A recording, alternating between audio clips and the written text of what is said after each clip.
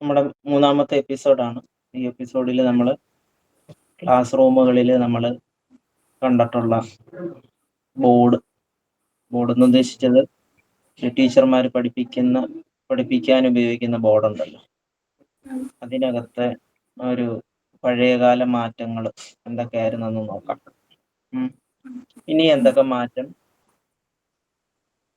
ഉണ്ടാകുമെന്നും എന്നൊക്കെ നമുക്ക് ഒന്ന് നോക്കാം. ഓക്കെ. അപ്പോൾ ഞങ്ങൾ സ്കൂളിൽ പഠിക്കുന്ന സമയത്തൊക്കെ ഈ തടി കൊണ്ടുള്ള ഒരു സ്റ്റാൻഡ് വെച്ചിട്ട് അതിൽ ബ്ലാക്ക് കളറിൽ ഒരു ഇച്ചിരി കട്ടിയുള്ള ഇതേല് പലകമേല് ഈ പെയിന്റ് ഒക്കെ അടിച്ച്, ബ്ലാക്ക് കളർ പെയിന്റ് ഒക്കെ അടിച്ചിട്ട് ബോർഡ് പോലെ സെറ്റാക്കി അങ്ങനെ ചെയ്തിട്ടുള്ള ഒരു രീതിയുണ്ട്. അതാണ് ഞങ്ങൾ സ്കൂളിൽ പഠിക്കുന്ന സമയത്ത് കണ്ടിട്ടുള്ളത്. പിന്നെ കുറച്ചും കൂടെ വേറെ സ്കൂളുകളിലൊക്കെ പോയപ്പോൾ കണ്ടിട്ടുള്ള ഒരു രീതി എന്ന് പറഞ്ഞാൽ ആ ഭിത്തിയെ തന്നെ, ദാണ്ട് ഈ പടത്തിൽ കാണുന്ന പോലെ ഭിത്തിയെ തന്നെ ഇതേല് ബോർഡ് പോലെ ഉണ്ടാക്കിയിട്ട് അതേൽ കറുത്ത പെയിന്റ് അടിച്ചിട്ട് ചോക്കൊക്കെ വെച്ചിട്ട് അതിൽ എഴുതി പഠിപ്പിക്കുന്ന ഒരു രീതി. ഇപ്പൊ ഈ രീതി ഉണ്ടോന്ന് അറിഞ്ഞൂടാ. ഈ ഭിത്തിയെ തന്നെ സിമെന്റിൽ തന്നെ ബോർഡ് ഉണ്ടാക്കിയ ഉണ്ടോന്ന് അറിഞ്ഞൂടാ. ഞാൻ അങ്ങനെ കണ്ടിട്ടില്ല.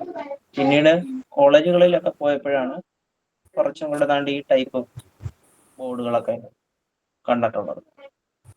ഇതിന്റെ കുറച്ചും കൂടെ വലുതായിട്ടുള്ള ഗ്രീൻ കളറിലെ ബോർഡുകളും കോളേജ് ടൈമിലൊക്കെയാണ് കണ്ടിട്ടുള്ളത്. അപ്പൊ അതാണ് എൻ്റെ ഓർമ്മയിലുള്ള ബോർഡുകളുടെ, ഞാൻ പഠിച്ച സമയത്തൊക്കെയുള്ള ബോർഡുകൾ. ഇതിൽ തന്നെയുള്ള ബോർഡ് ഒരു പറയുവാണെങ്കിൽ ഇങ്ങനെ ഈ പേന കൊണ്ട് എഴുതുന്ന ബോർഡൊക്കെ പിന്നീട് വന്നു. എന്നുവെച്ചാൽ മറ്റേ ബോർഡിൽ ചോക്ക് കൊണ്ട് തന്നെ എഴുതുന്ന ഗ്രീൻ കളറിലുള്ള ബോർഡ് ഉണ്ടായിരുന്നു കോളേജുകളിൽ. അതിന് ശേഷമാണ് പിന്നെ ഈ പേന കൊണ്ട് എഴുതുന്ന ബോർഡുകൾ കണ്ടിട്ടുള്ളത്. മഷിയൊക്കെ ഒഴിച്ച് പേനയ്ക്കകത്തേക്ക് മഷി ഒഴിക്കും, എന്നിട്ട് ഇങ്ങനെ ബോർഡിൽ എഴുതി കാണിക്കും. ലക്ഷ്മിയുടെ എക്സ്പീരിയൻസിൽ ഏത് ബോർഡ് തൊട്ടാണ് ലക്ഷ്മി കണ്ടു തുടങ്ങിയിട്ടുള്ളത്? ഞാൻ പറഞ്ഞ ഈ തടിയിലുള്ള ബോർഡൊക്കെ കണ്ടിട്ടുണ്ടോ? ഈ ചെവിലൊക്കെ ഈ ബ്ലാക്ക് ബോർഡ് ഉണ്ടായിരുന്നു, അത് ചെറുപ്പത്തിലേ അതായിരുന്നു. അത് കഴിഞ്ഞപ്പോ ഈ വൈറ്റ് ബോർഡ് ആയിരുന്നു, ഈ കഴിച്ചിട്ട് എഴുതുന്നത്. ഇപ്പൊ ഡിജിറ്റൽ സ്ക്രീൻ പോലത്തെ അല്ലേ? ഏകദേശം എനിക്ക് തോന്നുന്നുണ്ട് അതിന്ന് ആ ബോഡിയിൽ നിന്ന് പിന്നീട് ഒരു മാറ്റം തോന്നിയ ഒരു ബോഡി സാധനമാണ് സ്മാർട്ട് ബോർഡ് അല്ലേ? ഇങ്ങനത്തെ ഇത് തന്നെ ഞാൻ ഒരു സ്കൂളിൽ ലൈബ്രറിയനായിട്ടിരുന്ന സമയത്ത് ആ സ്കൂളിലെ സ്മാർട്ട് ബോർഡ് എന്ന് പറയുന്നത് പ്രൊജക്ടർ വെച്ചിട്ട് ഒരു വൈറ്റ് സ്ക്രീനിലേക്ക് ഒരു വൈറ്റ് ബോർഡ് പോലെ അല്ലേ? എന്നിട്ട് അതിലിങ്ങനെ ടച്ച് ചെയ്യുന്ന രീതിയിലാണ്. പക്ഷെ അതെനിക്ക് യൂസ് ചെയ്ത് നോക്കാൻ പറ്റിയിട്ടില്ല ആ സമയത്ത്. നമുക്ക് അതിന്റെ ആവശ്യം അങ്ങനെ വന്നിട്ടില്ലായിരുന്നു. അങ്ങനെ തോന്നിയിട്ടുണ്ട്. പിന്നെ ഞാൻ ഒരു ഇൻസ്റ്റിറ്റ്യൂട്ടിൽ അവിടെ പ്രൊജക്ടർ ഉപയോഗിച്ചുകൊണ്ട് നമ്മൾ ലാബിൽ തന്നെ അത് പ്രോഗ്രാമുകൾ ചെയ്ത് കാണിക്കുന്ന ഒരു ഇതായിരുന്നു. അത് പിന്നെ ബോർഡാണെന്ന് പറയാനൊക്കത്തില്ല, പ്രൊജക്ടർ വെച്ചിട്ട് അങ്ങനെ ചെയ്ത് നോക്കിയിട്ടുള്ള ഒരു എക്സ്പീരിയൻസ് ഉണ്ടായിട്ടുണ്ട്. ഇത്തരം സ്മാർട്ട് ബോർഡുകളാണ് പിന്നീട് സ്കൂളുകളിൽ കണ്ടിട്ടുള്ളത്. ഇപ്പൊ എനിക്ക് തോന്നുന്നു കുറച്ചും കൂടെ അഡ്വാൻസ് ആയ ബോർഡ് വന്നിട്ടുണ്ടെന്ന് തോന്നുന്നു അല്ലേ? നമ്മുടെ സ്കൂളുകളിൽ ഇപ്പൊ എങ്ങനത്തെ ബോർഡാ? സ്മാർട്ട് ബോർഡ് തന്നെയാണ് കൂടുതൽ. ഇപ്പൊ ഈ വീഡിയോയിൽ കണ്ട പോലത്തെ ബോർഡ് തന്നെയാണോ?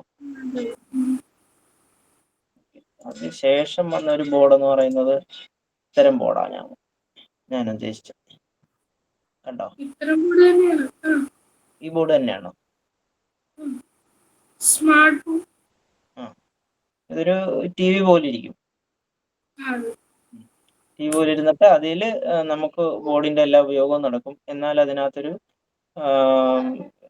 സോഫ്റ്റ്വെയർ ഇൻബിൽറ്റ് ആയിട്ട് ചിലപ്പോൾ ഉണ്ടാവും. ആ സോഫ്റ്റ്വെയറിനകത്ത് തന്നെ നമ്മളുടെ എല്ലാ പാഠപുസ്തകങ്ങളും അതിലെ ആക്ടിവിറ്റീസും അല്ലേ, അതിനോടനുബന്ധിച്ചുള്ള കാര്യങ്ങളൊക്കെ അതിനകത്തുണ്ടാവും. അതുകൊണ്ടാണ് ആ ഒരു വീഡിയോയിൽ തന്നെ അത് നമുക്ക് കളർ കൊടുക്കാനും അതേപോലെ ഇതൊക്കെ ചെയ്യാനും പറ്റുന്നത് അല്ലേ? അപ്പൊ ഇങ്ങനത്തെ ബോർഡ് വന്നിട്ടുണ്ട്.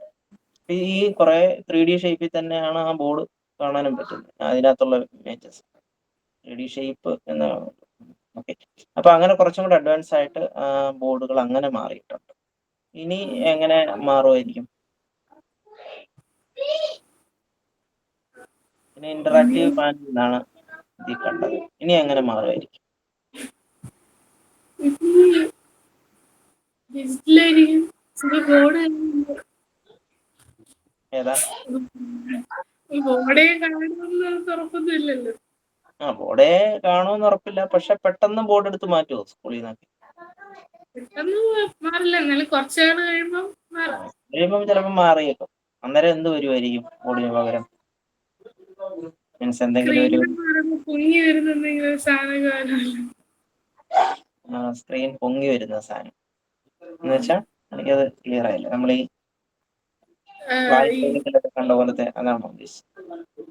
ഇല്ല, നമ്മളൊരു സ്ക്രീൻ എന്ന് പറയുമ്പോൾ സ്ക്രീൻ ഇങ്ങനെ പൊങ്ങി വരുന്ന അങ്ങനത്തെ ഒരു എക്സാമ്പിൾ, സ്ക്രീൻ പൊങ്ങി വരുന്നതിന് ഇവിടെ സിനിമയിലോ അങ്ങനെ എന്തെങ്കിലും അതാണോ? മറ്റേ അവതാരണം അതൊക്കെ ഒരു സ്ക്രീന്, വിർച്വൽ സ്ക്രീൻ പോലെ, അതാണോ ഉദ്ദേശിച്ചത്? ഇതല്ല, ഈ നമ്മുടെ ഈ ഇത് ചില ഫോണിന്റെ അകത്ത് തന്നെ ഈ പെൻ വരുമല്ലോ. ആ അപ്പൊ അതുപോലെ തന്നെ നമുക്ക് ഈ ക്ലാസ് റൂമിന്റെ അകത്ത് തന്നെ അതുപോലെ നമുക്ക് വെക്കാനും തിരിച്ചെടുക്കാനും പറ്റുന്ന രീതിയിലുള്ള.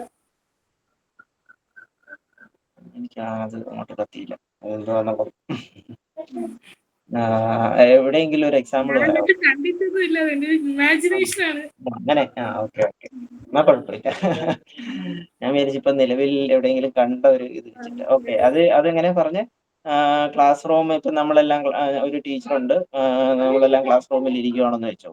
അവിടെ ഈ പറയുന്ന ഇപ്പോഴുള്ള ഇന്ററാക്റ്റീവ് പാനലുള്ള ബോർഡിന് പകരം അവിടെ തന്നെ എന്ത് വരണമെന്നാ പറഞ്ഞ്? സ്ക്രീൻ പൊങ്ങി വരണമെന്നോ? സ്ക്രീൻ അവിടെ ഇല്ലായിരിക്കും. ഇല്ല, ഓക്കെ. അപ്പൊ നമുക്ക് അതിന്റെ ഉപയോഗം സ്പേസ് കുറച്ചുകൂടി കിട്ടും. ഓക്കെ. അപ്പൊ സ്ക്രീൻ പെട്ടെന്ന് പൊങ്ങി വരുന്ന രീതിയിൽ എന്തെങ്കിലും ആവശ്യമുള്ളപ്പോ എടുത്താൽ മതി, ആവശ്യമുള്ളപ്പോ മാറ്റി വയ്ക്കും. അപ്പൊ ഈ പ്രൊജക്ടർ അങ്ങനെ ഒരു സംഭവല്ലേ? പ്രൊജക്ടറിന് നമ്മൾ കുറച്ച് സ്പേസ് വേണം. നമ്മള് ആ പ്രൊജക്ട് ചെയ്യുന്ന ആ സാധനം നമ്മൾ എപ്പോഴും അവിടെ തന്നെ വെച്ചേക്കില്ലേ. ഓക്കെ. അല്ല, അതിനൊരു വൈറ്റ് ഭിത്തി ആയിരുന്നാലും പോരെ? പ്രൊജക്ടറായി കാണിക്കാൻ വേണ്ടിയിട്ട് വൈറ്റ് കളറിലെ അവിടെ അത്രയും ഭാഗം വൈറ്റ് പെയിന്റ് അടിച്ച് വെച്ചാൽ പോരെ? അതിന് പ്രത്യേകം വേറെ സാധനം വേണമെന്നില്ലല്ലോ. ചിലയിടത്തൊക്കെ ഉണ്ട്, എന്നാലും. പക്ഷെ അത് ബോർഡല്ല. ഇന്ററാക്റ്റീവ് ബോർഡ് ആവത്തില്ല. മീൻസ് ടച്ച് ചെയ്യാനൊന്നും പറ്റില്ല. മീൻസ് സ്മാർട്ട് ബോർഡ് ചിലപ്പോൾ യൂസ് ചെയ്യാൻ പറ്റണമെന്നില്ലായിരിക്കും. പിന്നെന്തൊക്കെ മാറ്റം കൊണ്ടുവരാം? ക്ലാസ് റൂമിന് തന്നെ എന്ത് മാറ്റം കൊണ്ടുവരാൻ പറ്റും? ക്ലാസ് റൂമിന് മറ്റേ ഞാൻ ഇടയ്ക്കൊരു സങ്കല്പം ഉണ്ടായിരുന്നു. ഞാൻ ഇതുപോലുള്ള ചില ക്ലാസ് ഒക്കെ എടുക്കുന്ന സമയത്ത് നമ്മുടെ VR ഇതുണ്ട്, വിർച്വൽ റിയാലിറ്റിയുടെ VRന്റെ ഇതുണ്ടല്ലോ, ഇതുണ്ടല്ലോ, എന്തുവാ അതിന്റെ പേര് ഞാൻ പെട്ടെന്ന് മറന്നുപോയി.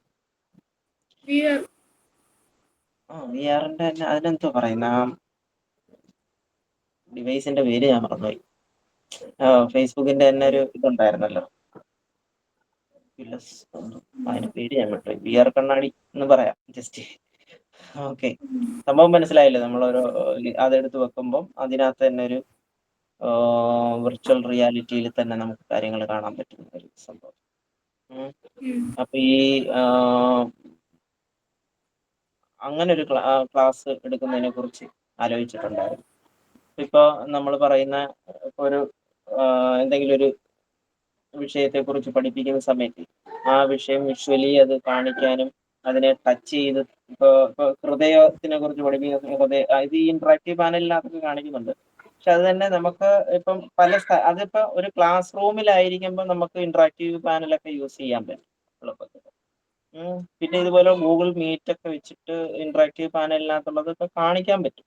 എങ്കിലും കുറച്ചും കൂടെ എക്സ്പീരിയൻസ് കിട്ടാൻ വേണ്ടിയിട്ട് ഈ വിർച്വൽ ഇപ്പൊ ലക്ഷ്മിയുടെ ക്ലാസ്സിൽ 10-30 പേരുണ്ടെന്ന് വെച്ചു. അപ്പൊ 10-30 വിർച്വൽ കണ്ണാടി ഉണ്ടെങ്കിൽ ഈ 10-30 പേർക്കും വീട്ടിൽ ഇരുന്നുകൊണ്ട് എന്ത് ചെയ്യാൻ പറ്റും? സ്കൂളിലെ കാര്യങ്ങൾ അറ്റൻഡ് ചെയ്യാൻ പറ്റും. അപ്പൊ ചിലപ്പം അത്തരം ഡിവൈസ് സ്കൂള് പ്രൊവൈഡ് ചെയ്യുകയോ അല്ലെങ്കിൽ എങ്ങനെയോ. ഓക്കെ, അപ്പം എനിക്ക് തോന്നുന്നു നിങ്ങളുടെ എല്ലാ ക്ലാസ്സിലെയും സ്റ്റുഡൻസിന് ആ ക്ലാസ് പ്രത്യേകം പ്രത്യേകം കിട്ടുകയും ചെയ്തു. ടീച്ചേഴ്സിന്റെ എണ്ണം എനിക്ക് തോന്നുന്നു കുറയുകയും ചെയ്യുന്നു. വെച്ചാൽ എത്ര ഡിവൈസ് ഉണ്ടോ അത്രയും ഡിവൈസിന് കുറച്ചും കൂടെ എഫക്റ്റീവ് ആയിരിക്കും. അത് വേറൊരു ബിസിനസ് മോഡൽ പോലെ എന്റെ മനസ്സിൽ പെട്ടെന്ന് വന്ന സാധനം ഞാനങ്ങ് പറഞ്ഞതാണ്. ഇപ്പൊ ഞാൻ പറഞ്ഞ ഈ ബോർഡിന് പകരം ഈ വെർച്വൽ റിയാലിറ്റിയുടെ ഈ കണ്ണാടി വേണമെങ്കിൽ യൂസ് ചെയ്യാൻ പറ്റും. കുറച്ചും കൂടെ നമുക്ക് റിയൽ ആയിട്ട് തന്നെയുള്ള ആ ഒരു സംഭവങ്ങൾ കാണാനും അതൊക്കെ ചെയ്യാനൊക്കെ ചിലപ്പോൾ കുറച്ചും കൂടെ പറ്റിയത് അല്ലേ. പുസ്തകത്തിലുള്ള ഒരു പടം റിയലായിട്ട് നമ്മൾ കാണുന്ന പോലെ നമുക്കതിൽ ഫീൽ ചെയ്യും. ചിലപ്പോൾ അതിനകത്തുള്ള ഏതെങ്കിലും ഹിസ്റ്ററി ഒക്കെ പഠിക്കുന്ന സമയത്ത് രാജാക്കന്മാരെ നേരിട്ട് കാണാനും അവരോട് സംസാരിക്കാനും അവരുടെ വിശേഷങ്ങളൊക്കെ തിരക്കാനും അങ്ങനെയൊക്കെ വന്ന അടിപൊളിയായിരിക്കത്തില്ലേ. അവരോട് തന്നെ അങ്ങ് ചോദിക്കും, നിങ്ങൾ എന്തിനാ യുദ്ധം ചെയ്യാൻ പോയെ, അപ്പൊ എന്താ കാരണം, അപ്പൊ രാജാവ് ഇങ്ങനെ പറയും, ഇങ്ങനെയൊക്കെ ആയിരുന്നു കാരണം, അതുകൊണ്ടാണ് ഞങ്ങൾ യുദ്ധം ചെയ്യാൻ പോയെ, അപ്പൊ അത് തെറ്റല്ലായിരുന്നോ, പിന്നീട് തെറ്റാണെന്ന് മനസ്സിലായി എന്നൊക്കെ രീതിയിലൊക്കെ നമുക്ക് രാജാവുമായിട്ട് ആ ചാപ്റ്ററുമായിട്ട് ആ ചാപ്റ്ററിലെ ഓരോ സംഭവങ്ങളുമായിട്ടൊക്കെ കമ്മ്യൂണിക്കേറ്റ് ചെയ്യാൻ പറ്റിക്കഴിഞ്ഞാൽ ചിലപ്പോൾ ഈ നമ്മള് ക്ലാസ്സുകളിൽ ഇരിക്കുന്ന ബോറിംഗ് ഒക്കെ മാറിക്കിട്ടും അല്ലേ. ഇങ്ങനെ തോന്നുന്നുണ്ടോ? ഇൻട്രസ്റ്റ് തോന്നും. ഇൻട്രസ്റ്റ്. ഇപ്പൊ സോഷ്യല് ഒക്കെ അങ്ങനെ പഠിക്കാൻ പറ്റുമായിരിക്കും അല്ലേ. പിന്നെ പിന്നെ മാത്സ് ഒക്കെ എങ്ങനെ പഠിക്കും? അങ്ങനെ മാത്സ് അന്നേരവും പാടായിരിക്കും. നമ്പേഴ്സ് വെച്ച് സംസാരിക്കാൻ പറ്റും. നമ്പേഴ്സ് ആയിട്ട് നമ്പേഴ്സായിട്ട് ക്വസ്റ്റ്യൻസുമായിട്ട് സംസാരിക്കാൻ പറ്റും അല്ലേ. നിങ്ങൾ എങ്ങനെയാ, എന്തിനാ ഇങ്ങനെ ക്വസ്റ്റ്യൻ ഉണ്ടായേ എന്നൊക്കെ വേണമെങ്കിൽ സംസാരിക്കാം. ഇംഗ്ലീഷ് സംസാരിക്കാം അല്ലേ. ഇംഗ്ലീഷിലുള്ള കാര്യങ്ങളൊക്കെ ഇംഗ്ലീഷിൽ തന്നെ, ഇംഗ്ലീഷ് ഓരോ ചാപ്റ്ററിനോട് സംസാരിക്കുക. ചാപ്റ്ററിനകത്തുള്ള എന്തെങ്കിലും ക്യാരക്ടേഴ്സ് ഉണ്ടെങ്കിൽ അതിനോട് സംസാരിക്കുക. ഈ ചാപ്റ്റർ ഇപ്പൊ ചില പോയിന്റ്സ് ഒക്കെ എഴുതിയ പോയറ്റുകളൊക്കെ ഉണ്ടാവും, അവരോട് സംസാരിക്കും അല്ലേ. അങ്ങനെയൊക്കെ ആണെങ്കിൽ കുറച്ചും കൂടെ ഒക്കെ നമുക്ക് ഓർമ്മ നിൽക്കുന്നു. ഇന്ന പോയറ്റിനോട് ഞാൻ സംസാരിച്ചിരുന്നു, ആ പോയറ്റിന്റെ ആണല്ലോ ഈ പോയം, ആ പോയത്തെ കുറിച്ച് എക്സാമിന് വന്നേക്കുന്നേ, അങ്ങനെയൊക്കെ അല്ലേ. പിന്നെ വേറെ എന്തൊക്കെ? ഇപ്പൊ ഞാൻ കുറെ പറഞ്ഞ പോലെ ആയിപ്പോയി. ഓക്കെ, ഞാൻ പെട്ടെന്ന് ആ വിർച്വൽ റിയാലിറ്റി എന്ന് പറയുന്ന സാധ്യത എത്രത്തോളം പ്രയോജനപ്പെടുത്താം എന്ന് പെട്ടെന്ന് എന്റെ മൈൻഡിൽ വന്ന കുറെ സാധനമാണ് ഞാൻ പറഞ്ഞത്. ഇത് ഈ കണ്ണാടി വെച്ചിട്ട് എന്തൊക്കെ ചെയ്യാൻ പറ്റുമായിരിക്കും ലക്ഷ്മിയുടെ അഭിപ്രായത്തിൽ, ഞാൻ ഈ പറഞ്ഞത് കൂടാതെ എന്തെങ്കിലും? ഈ കണ്ണാടി വെച്ച് നമുക്കിപ്പം ഇപ്പം നമ്മൾ വേറൊരു സ്ഥലത്ത് പോയി നിൽക്കുകയെന്ന് നമുക്ക് തോന്നുമല്ലോ. അതിപ്പോ എനിക്ക് തോന്നുന്നില്ല അമേരിക്ക പോകണമെന്ന് അമേരിക്ക പോകാൻ പറ്റും. അതെ, ലക്ഷ്മി പറഞ്ഞ ആ ഐഡിയ അടിപൊളിയാണ്. അതായത് ഇപ്പം നമ്മൾ പഠിക്കുന്ന ഇപ്പം സോഷ്യലിനകത്തുള്ള കാര്യം തന്നെ പറയാം. അതിനകത്ത് ഏതെങ്കിലും ഒരു ഇപ്പൊ അമേരിക്കയിൽ നടന്ന എന്തെങ്കിലും ഒരു സംഭവത്തെ കുറിച്ചായിരിക്കും നമ്മൾ പഠിക്കുന്നതെന്ന് വെച്ചു. ലക്ഷ്മി പറഞ്ഞ പോലെ ആ സംഭവം അമേരിക്ക വെച്ചിട്ടാണല്ലോ നടന്നത്. ആ അമേരിക്കയിൽ നിൽക്കുന്ന ഒരു ഫീല് ക്യാമറ പോയാ അമേരിക്കയിൽ ചെന്നിട്ട് അമേരിക്കയിൽ നിന്നുകൊണ്ട് പഠിക്കുന്ന രീതിയിൽ അല്ലേ അതിനകത്ത് കാണുവാണെങ്കിൽ ആ സ്ഥലത്ത് നിന്നുകൊണ്ടായിരിക്കും നമ്മൾ അവരോട് സംസാരിക്കുന്നത്. അപ്പൊ ആ സ്ഥലങ്ങൾ കാണാൻ പറ്റുന്നു അല്ലേ. അങ്ങനെ നല്ലൊരു സംഭവമാണ്. നിങ്ങൾ പഠിക്കുന്ന അല്ലെങ്കിൽ പഠിച്ച ഏതെങ്കിലും സംഭവം ആ രീതിയിൽ പറയാൻ പറ്റുമോ? ഇപ്പം കഴിഞ്ഞ ക്ലാസ്സുകളിൽ പഠിച്ചതെങ്കിൽ ഹിറ്റ്ലറിനെ കുറിച്ച് പഠിച്ചപ്പോ ഹിറ്റ്ലറുമായിട്ട് സംസാരിക്കാൻ പറ്റി. ഹിറ്റ്ലർ സംസാരിക്കാൻ പറ്റിയത് അവിടെ ചെന്ന് അല്ലേ. അവിടെ ആ പുള്ളി മരിച്ച സ്ഥലത്തൊക്കെ പോയിരുന്ന് അത് വിസിറ്റ് ചെയ്യാനും അതേ കൂടെ പുള്ളിയുടെ ആർമി പോകുന്നതൊക്കെ നമുക്ക് ഏത് റൂട്ടാണെന്ന് എല്ലാ സ്ഥലത്തൊക്കെ ആർമിയുടെ കൂട്ടത്തിലൊക്കെ സഞ്ചരിച്ച് ഹിറ്റ്ലറിനോട് നമുക്ക് വേണമെങ്കിൽ പറയാം എന്തും വേണ്ട അല്ലേ. ആ രീതിയിലൊക്കെ വേണമെങ്കിൽ അതൊരു നല്ല ഐഡിയ ആണ്. ഈ VR അല്ലാതെ വേറെ എന്തെങ്കിലും? ഞാനല്ലാതെ ഇപ്പൊ നടക്കുന്നതിൽ എനിക്ക് അങ്ങനെ അറിഞ്ഞൂടാ. എന്റെ ഇമാജിനേഷനില് എന്തെന്ന് പറയാ.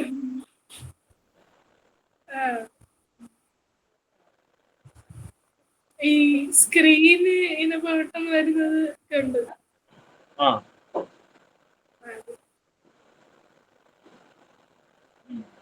വേറെ നേരത്തെ പറഞ്ഞ ഹാർട്ട് ഇങ്ങനെ വരുന്നത് അതുപോലെയൊക്കെ. ആ അത് പിന്നെ ഇന്ററാക്റ്റീവ് പാനലിനകത്തുണ്ട്. അതിനകത്ത് തന്നെ AI ഇന്റഗ്രേറ്റഡ് ആയിട്ടുള്ള ഇന്ററാക്റ്റീവ് പാനൽ വരുന്നത് കൊണ്ട് നമുക്ക് ആ സ്ക്രീനിൽ കാണുന്നതിനെ കുറിച്ച് ഒരു ഷോർട്ട് നോട്ട് തയ്യാറാക്കി തരാൻ പറഞ്ഞാൽ ടീച്ചർക്ക് അത് എളുപ്പമായിരിക്കും, നമുക്ക് എളുപ്പമായിരിക്കും ഷോർട്ട് നോട്ടാക്കി എന്ന് പറയുന്നത്. പിന്നെ അങ്ങനെയുള്ള കാര്യങ്ങൾ.